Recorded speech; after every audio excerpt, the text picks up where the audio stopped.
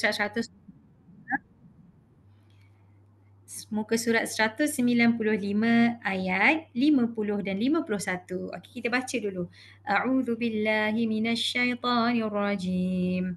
In tusibka hasanatun tasu'hum wa in tusibka musibatun yaqulu qad akhadna amrana min qablu wa yatawallaw wa hum farihun.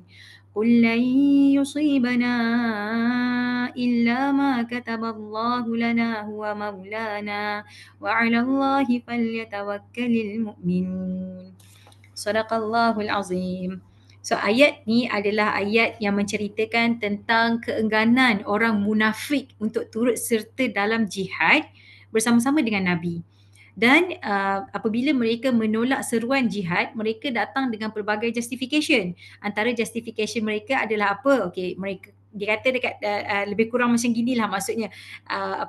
Kami bila Nabi ajak kami pergi berperang tu, okey, kami dah check dah pro and cons untuk berperang. Kami dapati sebenarnya sekarang tak sesuai untuk berperang. Okey, jadi keputusan untuk pergi berperang adalah keputusan yang tak bijak. Okey. Lepas tu orang-orang munafik ni mereka tengok majoriti mukmin tetap berangkat dan mereka tidak suka dengan keadaan yang orang-orang mukmin ni tadi pergi mengikut Nabi.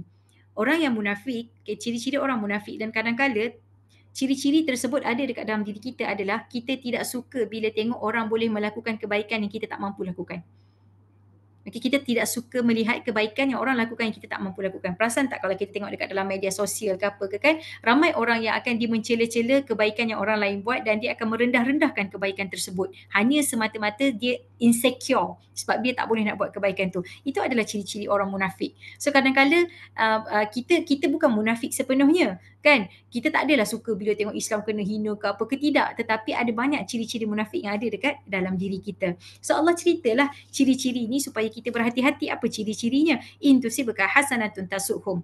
Apabila kamu Muhammad dan kumpulan kamu ditimpa dengan benda-benda yang tidak elok, ditimpa dengan perkara-perkara yang baik, tasuhum. Okey, mereka tidak suka, mereka menjadi tak senang dengan benda tu. Wa in tusibka musibah.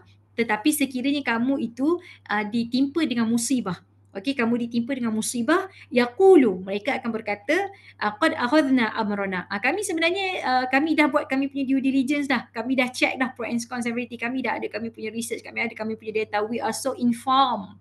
Why we don't join the perang dengan you? So dia datang dengan justification sendiri dan dia merendah-rendahkan keputusan orang lain yang nak ikut berperang. Okey, qad akhadna amrana min qablu wa yatawallaw wa hum farihun, dan mereka meninggalkan, mereka berpaling daripada ajakan tersebut, mereka berpaling daripada Nabi dan kumpulan Nabi dalam keadaan mereka rasa macam puas. Okey, dekat sini menunjukkan bahawasanya apabila kita ada rasa yang tidak senang melihat kebaikan pergi pada orang, lepas tu kita boleh rasa gembira apabila ada satu perkara yang buruk berlaku kepada orang lain, maksudnya the absence of empathy, kita sudah tidak menjadi satu dengan orang tu, itu adalah ciri-ciri munafik yang ada dekat dalam diri kita. Ramai orang dia tak sedar benda-benda macam ni kan. Ya Allah Akbar.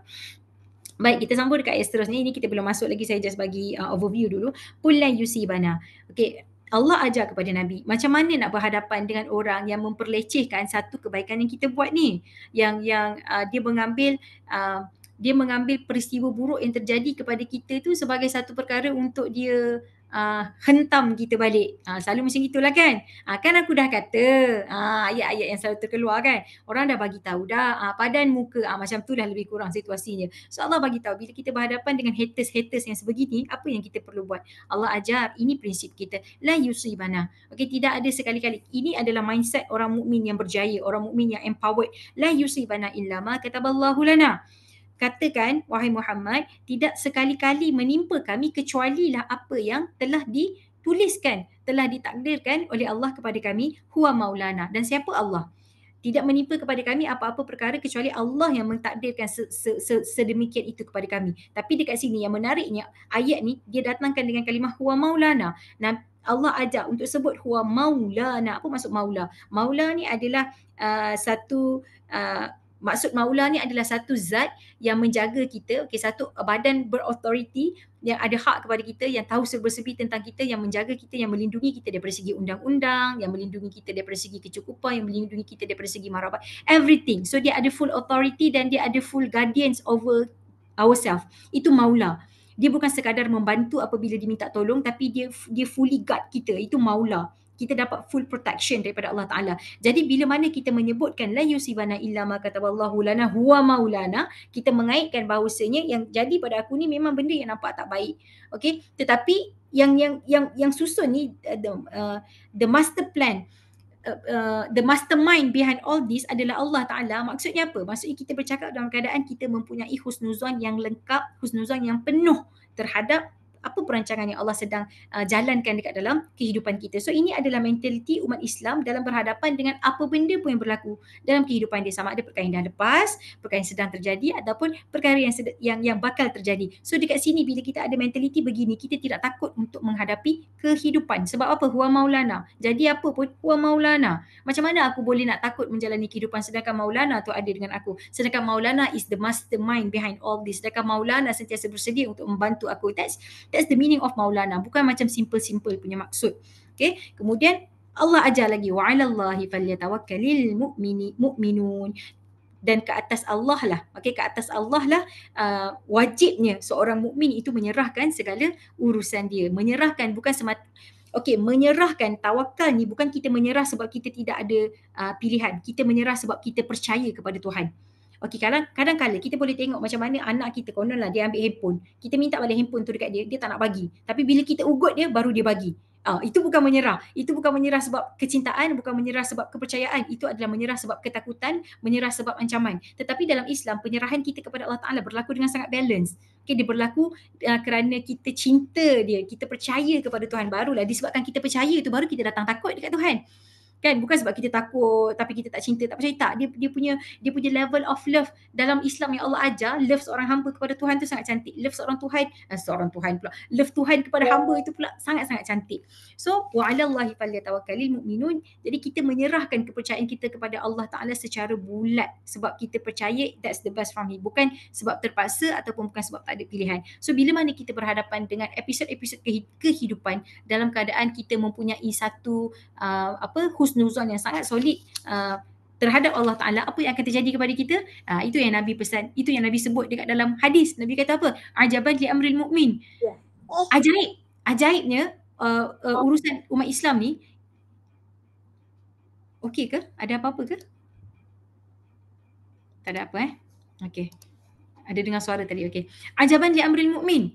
Ajaibnya, mengagumkan sungguhlah macam so surprising lah urusan umat-umat Islam ni. Inna amrahu kulluhu khairun wa laysa zaka li ahadin illa lil mu'minin.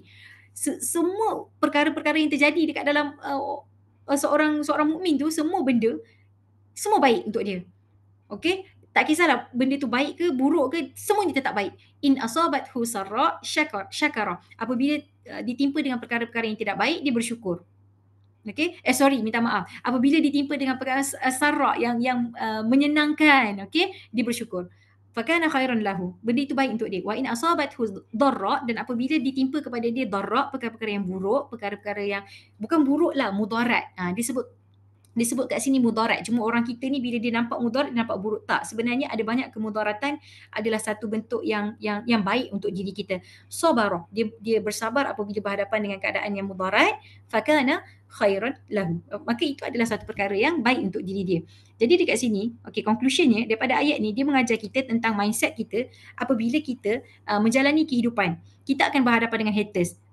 Dan haters akan buat scene dalam hidup kita. Haters akan create unnecessary drama kat dalam hidup kita. Sama macam apa yang Nabi hadapi dengan orang munafik. Mereka create unnecessary drama. Mereka buat macam, bahasa mudah, macam buat kepala Nabi pening kepala. Mereka macam nak menghasut orang supaya jangan berperang. Mereka datangkan dengan data-data mereka, dengan pendapat mereka, kenapa sebenarnya jangan berperang, kenapa, senang kata mereka melawan lah. Mereka melawan Nabi dan benda ni memeningkan kepala mencipta event-event yang tidak indah, tetapi untuk kita orang Islam, dalam kita buat dakwah, dalam kita berhadapan dengan anak kita berhadapan dengan tempat kerja kita, kita juga akan menghadapi tentangan dan ujian yang sama, tetapi kita tidak kalah kepada ujian tersebut. Sebab apa? Kalau mereka terima seruan kita, perkara itu adalah perkara yang baik. Kalau mereka menolak seruan kita, maka perkara itu adalah perkara yang baik. Sekiranya kita kalah di dalam usaha kita untuk melaksanakan plan A, plan B, plan C, itu adalah perkara yang baik. Dan sekiranya kita mendapat hasil daripada plan A, plan E, plan B dan plan C, itu juga adalah perkara yang baik. So semua perkara yang berlaku kat dalam kehidupan kita yang baik, kalau benda itu mendatangkan hasil, kita kembalikan hasil itu kepada Allah Ta'ala. Itu juga maksud huwa maulana, itu juga maksud falyatawakkalil mu'minun. Benda yang baik kita attribute pada Allah Ta'ala. Benda yang buruk pun kita attribute pada Allah Ta'ala dalam keadaan kita menyatakan itu tetap baik. Okay, so inilah ayat yang Allah menceritakan tentang apakah perception seorang munafik dan seorang mukmin apabila dia berhadapan dengan event-event dekat dalam kehidupan. Munafik, mereka akan interpret dengan segala negativity, mereka tidak include Allah dekat dalam mereka punya interpretation. Tetapi orang mukmin pula, mereka akan include Allah dekat dalam mereka punya interpretation. Apa yang include Allah tadi tu apa? Yang huwa maulana tu. So bila masukkan huwa maulana dekat dalam kepala otak, masukkan huwa maulana dekat dalam hati, segala urusan sebenarnya sudah disettlekan dengan sangat cantik. Sebab apa? Sebab Allah yang maha menyettlekan segala urusan. Itu masuk maulana. So it's a very powerful ayat. It's a very powerful reinforcement kepada jiwa-jiwa yang berjuang di atas lapangan, yang berhadapan dengan pelbagai event dan drama dalam menegakkan kalimah Allah Ta'ala. So that's our situation juga pada hari ini dekat tempat kerja, dekat rumah mertua dan sebagainya. So insyaAllah kita jumpa lagi pada hari esok. Assalamualaikum. Terima kasih banyak Ustazah. Bagus hari ni kita ada ayat untuk menangani haters. Tak perasan pun ayat ni betul. Okey, insyaAllah kita lebih kuat. Okey, terima kasih semua. Assalamualaikum. Assalamualaikum warahmatullahi wabarakatuh. Kita akhiri para suratul As.